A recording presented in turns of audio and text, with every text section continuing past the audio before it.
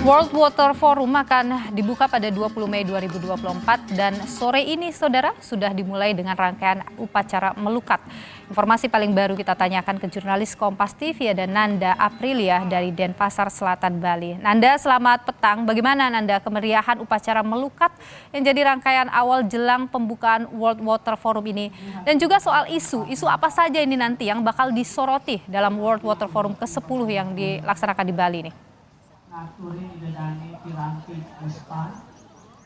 Selamat petang Nilo dan juga saudara. Kalau ditanya tentang bagaimana atmosfer dan juga kemeriahan di sini, di tempat saya melaporkan saat ini, di mana hari ini atau saat ini tepatnya tengah diberlangsungkan agenda Balinese Water Purification Ceremony, yang dimana turut dihadiri kurang lebih sebanyak 2.000 delegasi dari mancanegara. Nah, melihat bagaimana keseruan tadi, sebenarnya kalau kami melihat banyak sekali delegasi yang memang tertarik karena selain nanti tadi ada upacara Segara Kerti, juga nanti delegasi juga akan turut berpartisipasi langsung untuk melakukan pelepasan, seperti ada nanti pelepasan sebanyak 1.000 ekor tukik, kemudian 1.000 ekor burung sampai dengan penyu. Nah, untuk lebih jelasnya tadi apa-apa saja isu yang akan dibahas di Forum World Water Forum ke-10 di Bali ini, Nilu sudah bersama dengan saya. Sebenarnya kita akan membahas lebih dalam lagi Jubir PUPR Pak Endra Atmawijaya. Selamat petang Bapak. Selamat petang, Mbak. Sehat Pak? Sehat, Om Swastiastu. Assalamualaikum warahmatullahi wabarakatuh. Selamat sore. Sore. Pak, mungkin bisa dijelaskan sedikit terkait dengan agenda ini di Pulau Bali, di Pulau Turtle ini seperti apa?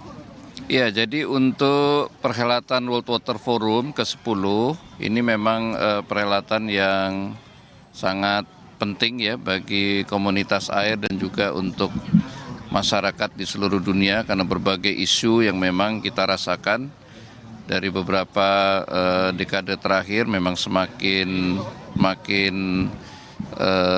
banyak tantangannya ya. Jadi kita harus mencari solusi-solusi global dan aksi-aksi pada tingkat lokal bersama.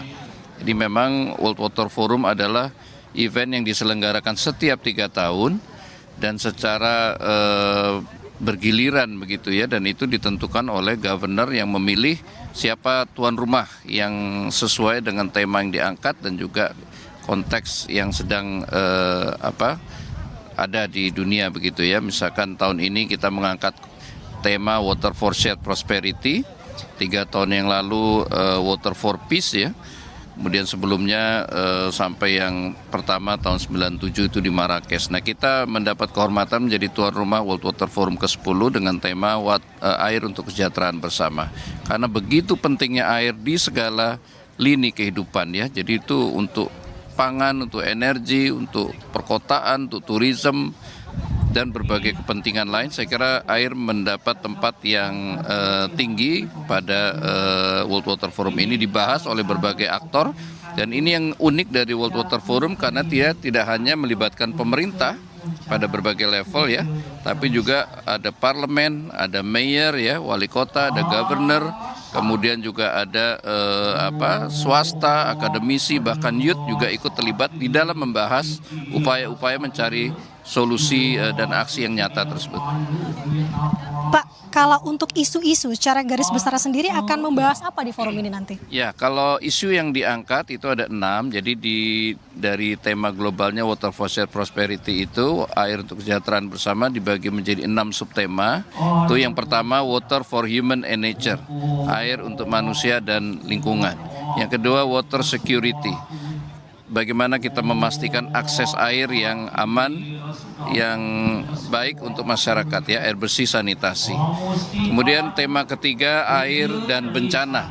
Nah, kita tahu bencana belakangan ini sangat banyak terkait air ya, banjir, kekeringan, kemudian juga pencemaran ya, bahkan itu semakin kompleks dengan perubahan iklim.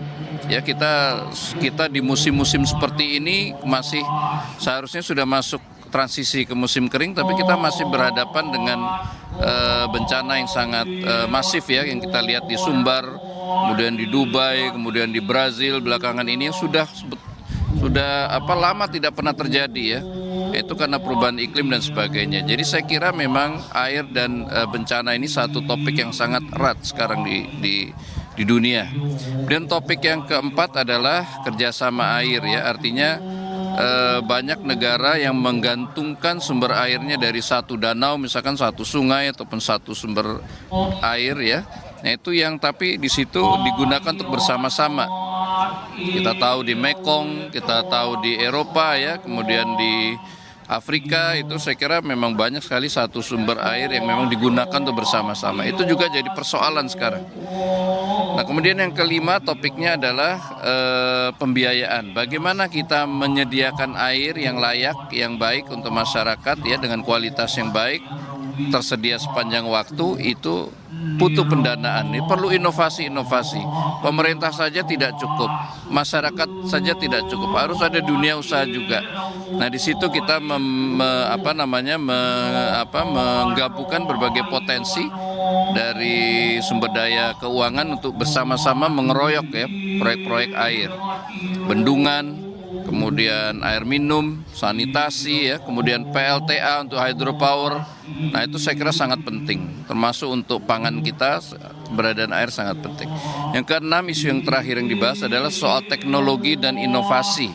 Nah ini misalkan teknologi sekarang banjir kita sedang intensifkan ya di Padang atau di Sumbar itu dengan teknologi modifikasi cuaca. Itu salah satu upaya kita mengurangi risiko bencana dengan teknologi. Kemudian digitalisasi, bagaimana mengontrol sungai-sungai kita itu dengan teknologi satelit ya, pencemarannya, level airnya dan sebagainya. Jadi memang kita menggunakan berbagai teknologi untuk memitigasi bencana, kemudian juga mengurangi resiko bencana. Harapannya mencari solusi dari krisis yang global gitu ya. Baik, terima kasih Pak Hendra atas waktunya. Kita akan berbincang lagi setelah ini, Bapak. Terima kasih banyak. Itu tadi Nilu, secara garis besar adalah tentu dari forum ini akan mencari bagaimana solusi-solusi ke depannya terkait dengan krisis air global. Sementara demikian, Nilu kembali ke studio. Terima kasih Nanda Aprilia, jurnalis Kompas TV langsung dari Bali.